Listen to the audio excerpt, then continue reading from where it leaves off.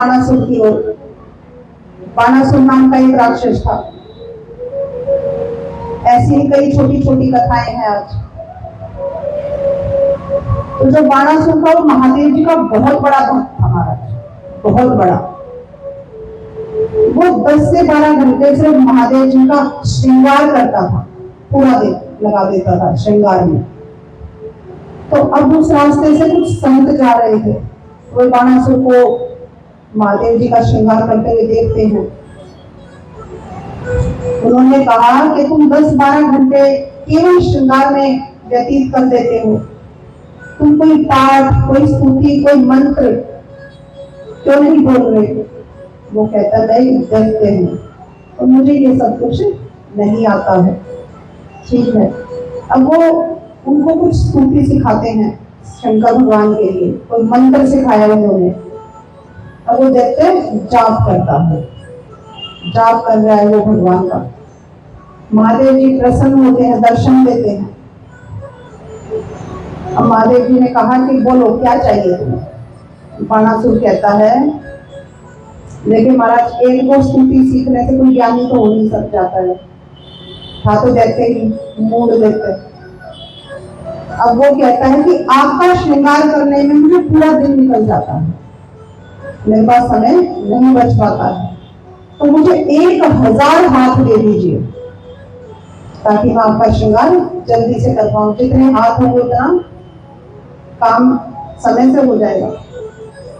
अब भक्त भी बोले और भगवान भी बोले, उनको समझाने की बजाय कहते हैं तथा वस्तु। ठीक है, अब महाराज कुछ दिन तो वो करता है, फिर उसको बोझ लगने लगते हैं। वो 1000 हाथ कम तो होते नहीं, अब बोझ लग रहा है उसको, वो बहुत परेशान रहने लगा, कुछ काम भी नहीं कर पा रहा है। अब वो पत्थरों से अपने हाथों को जोर जोर से मार रहा है, पत्थरों के ऊपर, बड़े बड़े पत्थरों पे, ये झड़ जाए, टूट जाए हाथ, लेकिन वो नहीं उनसे छुड़ा पा रहा है अपने आप को, उसको बहुत पीड़ा हो रही है। अब भगवान को पुकार रहा है, महादेव जी को। महादेव जी फिर आते हैं। अब क्या हुआ? बोले अपना वरदान वापस ले लो। भगवान कहते हैं कि दिया हुआ वरदान वापस नहीं होता है। ये हाथ मुझे बहुत भारी लग रहे हैं, कुछ कीजिए। महादेव जी कहते हैं चिंता मत करो, कुछ ही समय बाद श्री कृष्ण जी आएंगे, तुमसे युद्ध करेंगे और वो तुम्हें इन हाथों से मुक्त कर देंगे। ठीक है, अब समय आता है,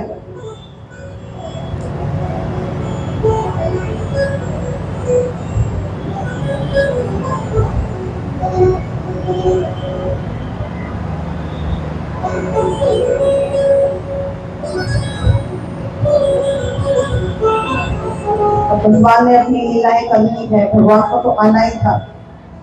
अब यहाँ पर द्वारिका में ठाकुर जी के पुत्र पौत्र इत्यादि हो जाते हैं महाराज। तो ठाकुर जी का एक पौत्र है जिसका नाम है अनिरुद्ध। अब उधर बाणासुर की पुत्री है उषा। तो जो उषा है वो अनिरुद्ध को सपने में अपने पति के रूप में देख लेती है। अब आप एक बात बताइए, अगर आप किसी से शादी करना चाहते हो या आपको कोई पसंद आ गया तो आप क्या करेंगे?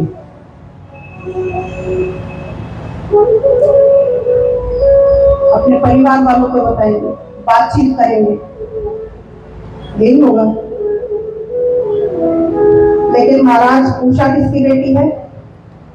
दैत्य की, बाणासुर की। तो वो गुण तो उसमें आएंगे ही। अब उसने क्या किया कि अनिरुद्ध का अपहरण करवा लिया। अब भगवान के पुत्र को लेकर आए हैं, भगवान को पता चलता है तो भगवान कहते हैं कि हमें रिश्ता मंजूर है, भेज दो दोनों को।